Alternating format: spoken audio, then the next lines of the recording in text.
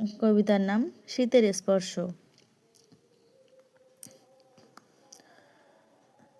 শীতের ছোঁয়া লেগেছে এবার ধীরে ধীরে, গরমের উষ্ণতা এবার বুঝি যাচ্ছে আস্তে আস্তে সরে।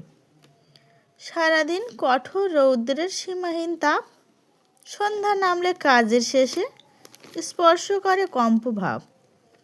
নানান রকম আবহাওয়ার পরিবর্তনে কি জানি কে জিতবে।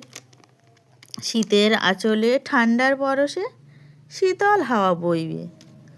সন্ধ্যার সময় ফুরফুরে ঠান্ডা হাওয়ায় গভীর শীতের আগমন বুঝিয়ে দিয়ে যায়। নমস্কার। কলমের কণ্ঠে জবা সরকার। কবিতাটি ভালো লাগলে চ্যানেলটি সাবস্ক্রাইব করে সাথে থাকবেন। নতুন নতুন নিজস্ব রচিত কবিতা শুনতে আমাদের সাথে থাকুন। ধন্যবাদ।